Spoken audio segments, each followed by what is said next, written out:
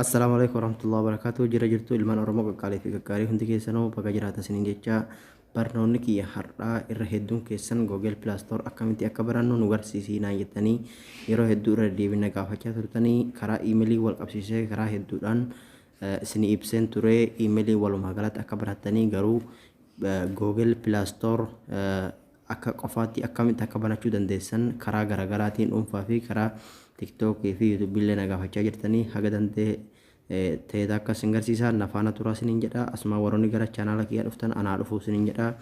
Warroonni haaraa taatan immoo like, share, subscribe gochuun dagattinaadha. Asumaan gara barnoota kiyyaan nafaana turan afeerraa kiyya.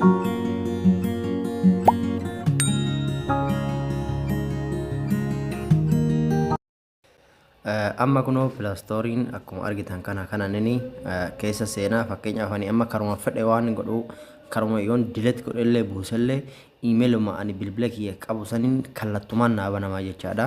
Haa ta'uuti ani isin garsiisuudhaaf tooftaa biraa fayyadamaa akka waan iimeelii haaraa bilbila kanarra banuu ka'e sanitti fayyadameetiin isin garsiisaa jechaadha.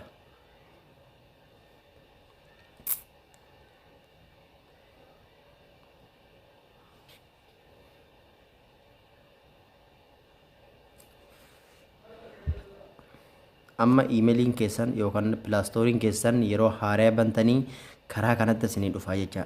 Karaa kanatti yeroo isinii dhufu bakka create account jedhu kanarra cuqaaftanii jecha. Ergisii for my place bakka jedhu kanarra cuqaaftan.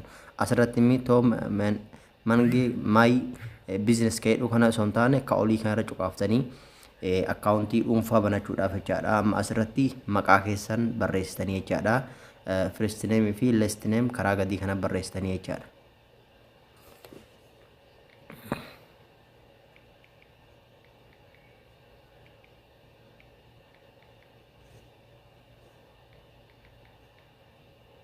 Ergasii next gootanii itti aansitanii bara iimeela bara dhalootaa fi guyyaa dhalootaa baatii dhalootaa barreessitanii.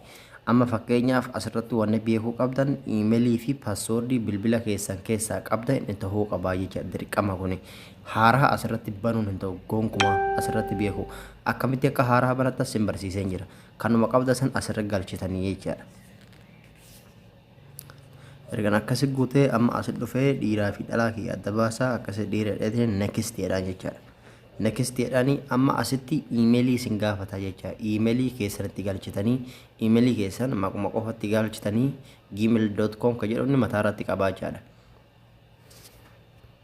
Amma akkasitti iimeela kiyyatti galcheen jira next jedhaan jechaadha. Ergan akkasitti darbee paaswoordii bilbila kiyyaan itti neqaa yookaan immoo paaswoordii dhuma biraa tokko kaasee haga 8 oli ta'uu qaba haga 10 haga 9 akkas ta'uu qaba jechaadha.